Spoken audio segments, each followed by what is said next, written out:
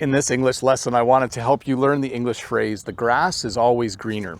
And I do have to apologize. I've probably taught this phrase before. It's a pretty common one. It's a shorter version of a longer phrase.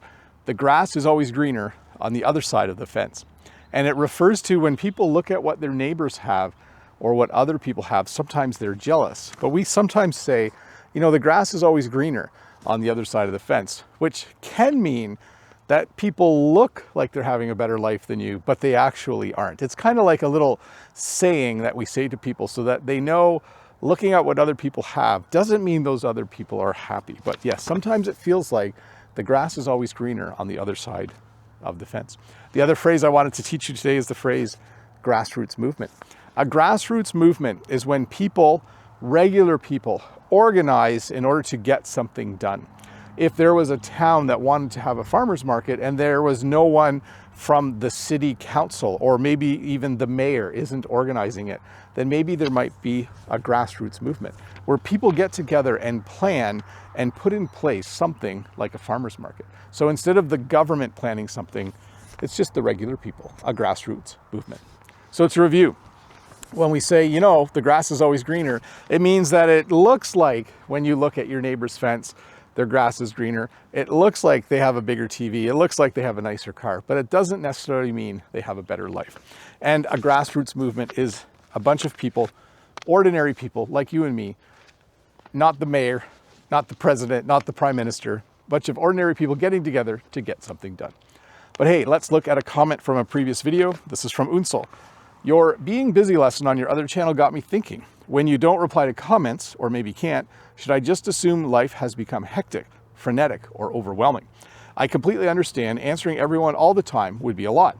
I know I enjoy reading them anyway, and that makes me happy. Thanks for everything. You're awesome. And my response, it's always the first thing to go and the first thing to return. So thank you, Unsel, for that comment. Yes, as I plan my life and as I do YouTube, there are things that I try to always do, but there's a priority list. And at the very end of that list is replying to comments on this channel. So yes, when life gets busy, it's the first thing to go. And that's another English phrase, by the way. Often we'll say, you know, the first thing to go is replying to comments. Sorry, I guess only I really say that, but replying to comments is kind of the first thing that I stop doing. And then after that, I might take a week off from making a video. I might do something else that just gives me a bit of a break. So now I'm back and now I'll probably start replying to comments again. Anyways, I'm out here in this strange part of the yard. It's a little bit messy. I'm trying to think of some plans for this area, and I do have one idea. Not going to tell you what it is yet. It's going to be a secret, but I will show you as I do it. Let me just give you a hint. I'm out here seeing how much sunlight there is at 4 o'clock in the afternoon. That's a pretty big hint, isn't it? Anyways, you might see some development in this area in the future. And then I wanted to show you this because this is also a fence. This is an electric fence and it's not on. At least I hope Jen hasn't turned it on. And this is where the goats go out to eat. They'll be going out soon.